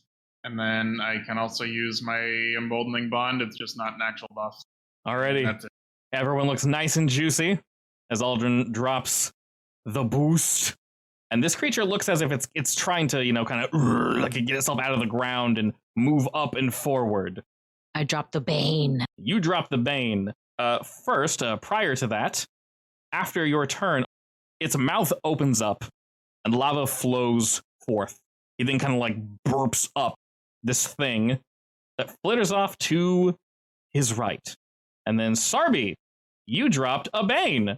It actually worked. Yay! Yay! All right. I know, right? Technically, this thing became active after Aldrin's turn, so this little imp is going to go ahead and go now. It's going to flitter up and away, put its hands together, and shoot a flame blast towards you, Lekka. It's going to entirely miss. Half damage is like 2. So you completely dodge out of the way. They can't tell if you're resistant to fire or not. They're not entirely sure what's going on. This creature begins to slowly pick itself up and kind of unearth itself. And it looks about to each of you. First, what it's going to do is it's going to move forward. It's then going to slowly unhinge its jaw, looking towards you, Sarabi, and Aldrin. As it does, an immense amount of flame bursts forth. Some of this will be striking Bavmorda, but she's going to take half damage because basically she has a shield. Any damage that hits them will hit them, so they can get hurt here. But I will reduce it because of what they're doing. Oh, hey, look, it's that ability that one-shot me. Reminder, before we continue, you guys have 7 inspirations. Oh, sorry, you have 8 inspirations because we brought both Bevmorda and Meltalia here. I mean, we don't need this for this roll. Alrighty, indeed you do not. All right, so Aldrin takes half damage. And another half. And then, yep, it automatically has it. Wait, I'm supposed to have advantage on that. Forgot. Forecaster. Go and roll that again. Okay. No, that's a net. You got a 7, then a 26. Okay. Gotta love how that works. Can't you set Warcaster in your thingies? Yes, you can. All right, so Rob, you also make you automatically have advantage of con saves, but yeah. You also save yours. Excellent. All right, as this creature breathes flame over all of you, it kind of gutturally laughs to itself, but sees that you're mostly unaffected by it, and it kind of just like. And with that, like, it's your turn. Oh God, I just scared myself. Also, where's Daniel, by the way? He's in our hearts, obviously. I mean, I would prefer having him in the battlefield, but because I need to roll initiative for him as well. He technically is at the top of the initiative, so what did you want him to do? He can help Eldrin beating the shit out of this guy. Oh. The big guy. Just help action, I guess. Okay. And I am going to... The door is still open, right? The door, yeah, as long as you're close to it, the door is open. Yeah, okay. I'm going to target this guy. And I'm gonna use some sorcery points to bonus action Gust of Wind his ass. Bonus action Gust of Wind. He needs to make a DC 16 strength save, I believe. I forgot. Does Gust of Wind... Wait. Does Gust of Wind happen when you cast it, or it's on... Oh, it's on his turn, isn't it? Yeah. This one stays on your character, right? Yeah. Okay, so he stays. Yeah, anyway, I don't. I fly back 10 feet. Okay, so it'll move with you. Unprovoked. And then I'm going to use an action to use that spell scroll that I have. I need to use it from my inventory, right? Should be able to. If it's a... Maybe not. Fails, woohoo! All right, his fairy is now fired. He's glowing. Did it automatically add Bane for his advantage save, by the way? It should have. I wish I could see that, honestly. Oh, yeah. -1 I hate that I can't. Okay. Oh, wait. Isn't Fairy Fire and Gust of Wind are both concentration, aren't they? Yeah, they both are. Oh. Well, in that case, I'm gonna... In that case, I guess I'll not cast Gust of Wind. Okay. Is it you would would said cast Rhymes Binding. Can I cast that, actually? Measure if I won't hit Natalia. It's not that far. That's like 40 feet from where you are. You're good. But this time he succeeds. That's cheating. Indeed. Doesn't matter. You still take damage. Half and then maybe doubled. All right, that is cold damage? Yep. Alrighty, as he takes that, while he does indeed succeed, you are correct. He seems weak to this type of damage, but the creature just seems more concerned with eating you, honestly. Definitely perturbed. After that, he once again lets off a little, you know what? You're in melee range, so he'll slowly turn to you, Aldrin, after Lekka's turn, and he will swipe out with his large bladed arm against you. Okay. How about we don't? Fortunately, it misses. Do not roll concentration on the half-Z's damage. You're barely able to dodge that. And Daniel, yeah, I assume you're just doing advantage again and flying away? I mean, technically he still has it, so there's no point in giving it again. Blade falls off, I believe. Yeah, he reapplies it then again. Yeah, so just reapply it. Okay. Is he moving? Is that his turn? It's the only thing I can do, so probably yes. Alrighty. That, he'll once again off another burp, and one of those little things will flit out from his mouth and land behind you, Aldrin. Well, that's not very nice. I'm gonna put my boy here, Excellent. and I'm going to absolutely unload. He has double Time the to disadvantage. Woo, okay. And he One has double smack. disadvantage, so you can add another 2 to that. You hit a 30. And then I will smack again, Okay. and I can use a charge of my, oh god, was it? I don't even remember what it's called. Unleash Incarnation. Have the boy drop a smack. Smack again, Alright, we're just dropping smack after smack after smack. and then I can action surge. All the I'm not damage. blind. Action surge, and then I will smack. Oh, that's unfortunate. That is an 18. Wait, hold up. You get to swing 2 times? Oh, action surge. Oh, wait. Action surge. The first one hits. So hold up. First one did hit because flanking. And you also have double advantage, so +2. So 18, that does hit. And the second one, the crit. And then Alrighty. I can unleash Incarnation again Okay. and smack again and miss. You can Uh, also do something with the crit, right? Yes. So, Did that? indeed, yeah. So that's only a 16. Unfortunately, that will indeed miss. But with all that nonsense, on that crit, Aldrin, do you want anything in particular? Anything special? I'm assuming he's a little too big to knock over. Very much His so. legs. Yeah, he doesn't really have legs, so knocking him over isn't really a thing you can do. If you wish, you can reposition. You can give him like the next attack against him has advantage because he's like rocked. Sure, next attack has advantage. That Sure. works. Why not? Now we're going to give him triple advantage next time. So we'll reapply that. All right, you absolutely unload on this thing and it howls. I'll let you guys know at the top of the initiative order, so technically on Aldrin's turn, you guys can, so at the top, technically where the fire imp is, you guys can shout to Bavmorda if you wish her to help, and she will indeed do the help. Otherwise, she'll just keep here focusing. When it rolls back to that turn, effectively, her shield will help protect her. So if she's not protecting herself, she'll take more damage, but you guys can shout to her to, hey, do something. We'll say you guys can do it on your turn rather than at the top of the order. It's a free action. You basically just shout to her and it's like, hey, help, and she can help. Alrighty, this little turd here will flit about. And I'm very sad that all this nonsense is indeed nonsense. It looked so much better before. Alright, Nerdboy will fly forward and claws badly missing the echo. The rake does nothing. Completely misses. Sarby, it's your turn, dear. I'm going to summon my spiritual weapon. As one does. Remember, you can actually physically summon it. There you go. And that is a bonus action, so you can actually do something. It'd have to be there. So I could do something else. You can do a cantrip, yes, because that was a spell. Oh, actually, that would have hit. Sorry, because you have advantage, and then +2, 18. That actually strikes dead on. All right, be dropping con saves. Both of them fail. Alrighty, 6 radiance damage to the 2 of them as they are rocked by your word of radiance. And your little scythe that I cannot target. It's just going to do its thing and have fun. All right, this lad will groan again. That's rolling to recharge his fire breath. He starts taking in the wind around him as the room begins to heat up just a little bit more. But fortunately, he's not able to recharge this ability. Excellent. He is going to do this, though. Now he's just cheating. Indeed. It's not very nice. That's I literally don't like that spell. that's when it's literally used what they against do. me. Because I know how overpowered it is. Oh no. Oh Okay. boy. Okay, I'm trying to put it. Okay, you know what? Is that good enough? Is that good enough? That's good enough. He can literally freely draw a firewall. There we go. Alrighty, so the firewall is dropped. It does not affect him because he is fire. Is it the same as player cast spell Firewall of Fire? I believe so, but I'm just making a straight line because I don't want to mess with it. Yeah. I believe you can turn it, No, but more so than you can choose a side in which direction the fire is heating. Yeah. oh yes, Like yes, 10 feet of One side extra is like damage in fake. a direction. yes, indeed, it is blah blah blah blah blah. It's a lot of words. On one side of the wall, selected by you when you cast a spell, deal 5d8 damage to each creature that ends their turn. What? That ends their turn. On that Yeah. side of the wall, a creature takes the same damage when it enters the wall for the first time. The other side of the wall deals no damage. Does it deal damage when it first drops or no? I don't think so. When the wall No, I think it's when we start our turn. When the wall first appears, yes. When the wall first appears, each creature must make a dex save. Then you take 5d8 damage or half as much on a successful save. Failed. Okay, just roll all the damage. Okay. Fortunately, it's fire damage, so you guys are basically safe.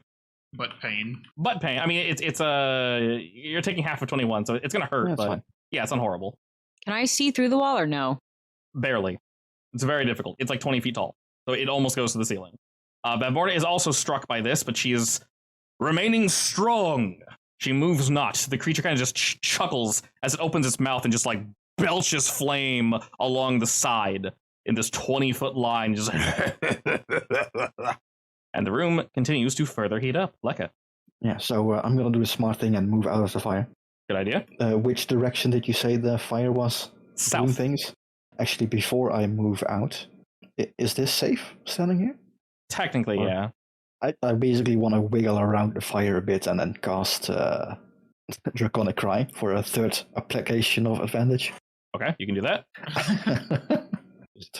There it is. There we go. Another stack of advantage.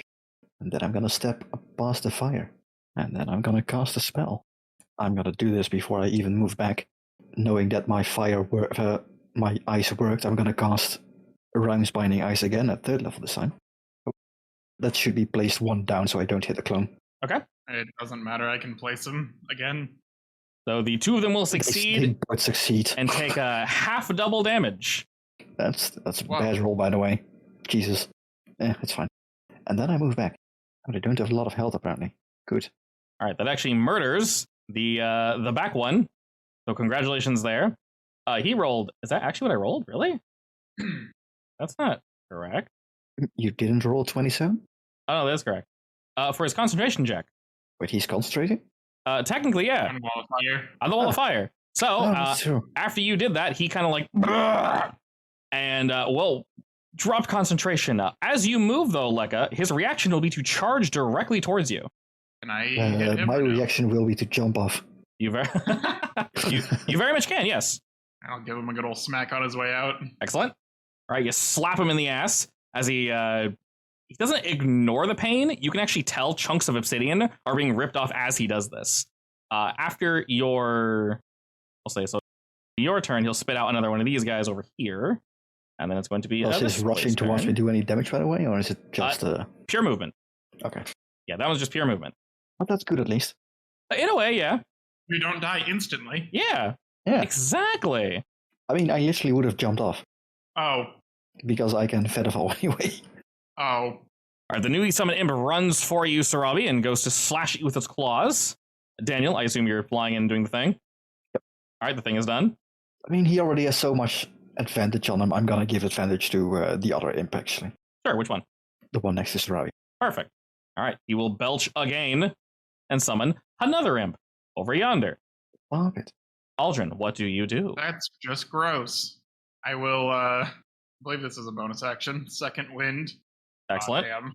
That was a 1. That's a 1, unfortunately, yeah. Yep. That happens. It is still health. And then you'll be fine with that one, right, Sarabi? You got that? You'll be good? Sure. He only has like 10 HP. Is my Bane helping? Yeah, definitely. Yeah. I literally failed Yeah. the firewall because of you, so yes. Okay. Thank you. Jeez. I was going to be taking a lot of damage from that. Yeah, it's a lot of damage, so good job.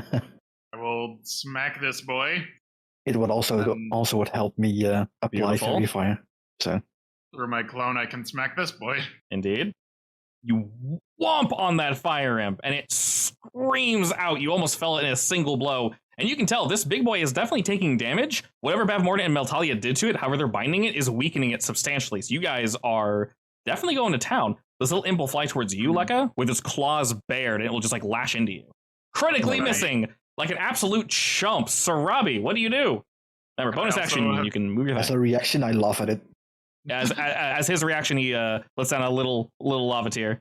Could I have told Bavmorda to help because most of the stuff is out of the room now?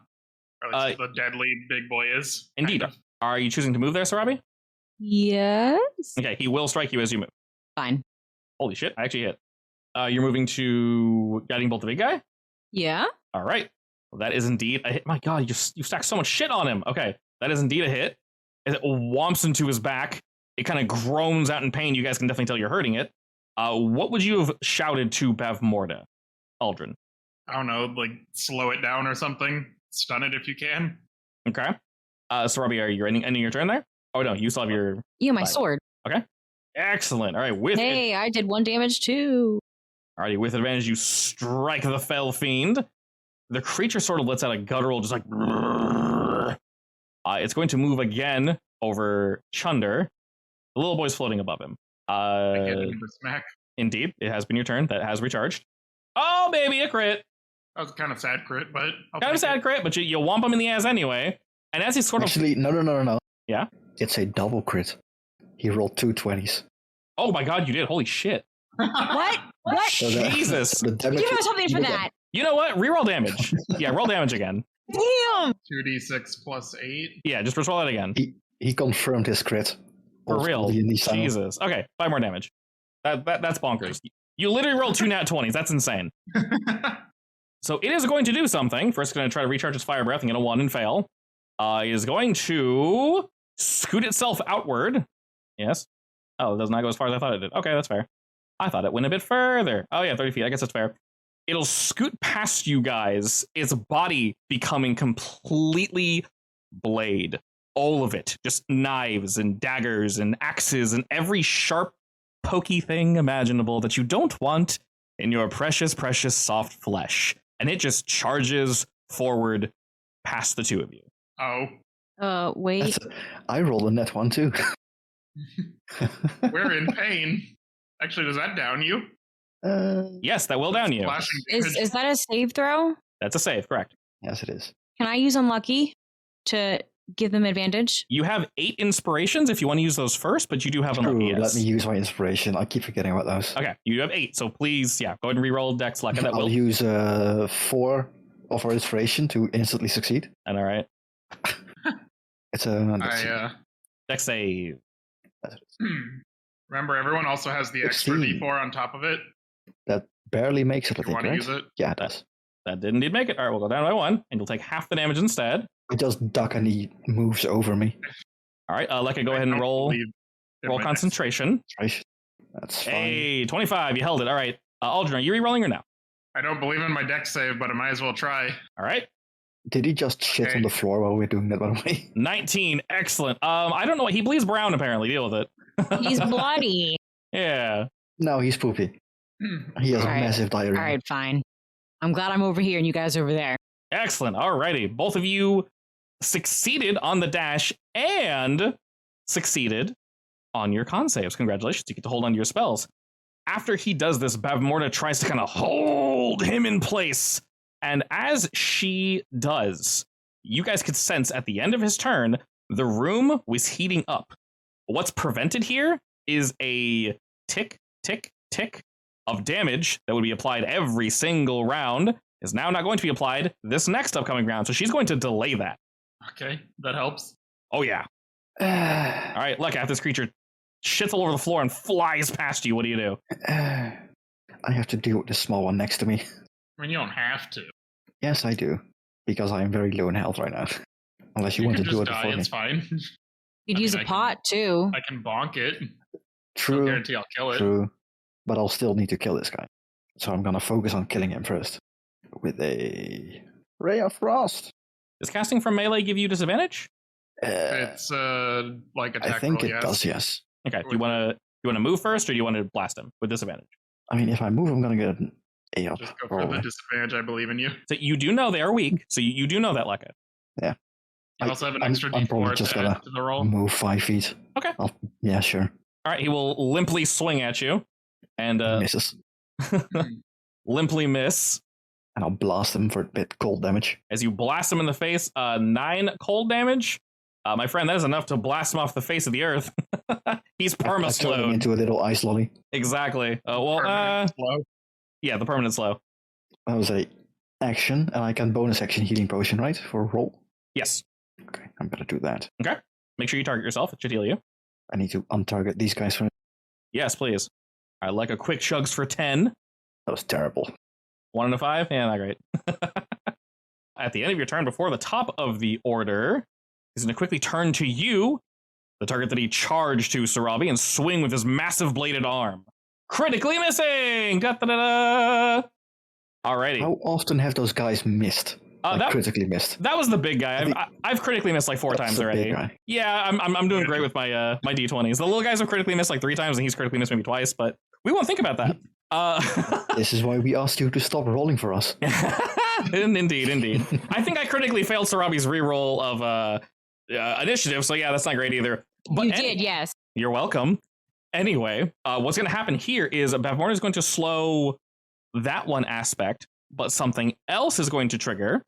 The little imps that he's summoning, the fire that's emanating from them looks hotter. They look empowered. So the imps that he summons going forward will get an additional attack. And from this, the creature leans back and it bellows loudly, the room shaking. The doors themselves begin to kind of open and close, and they're not really sure what to do, and they kind of just like half hold open.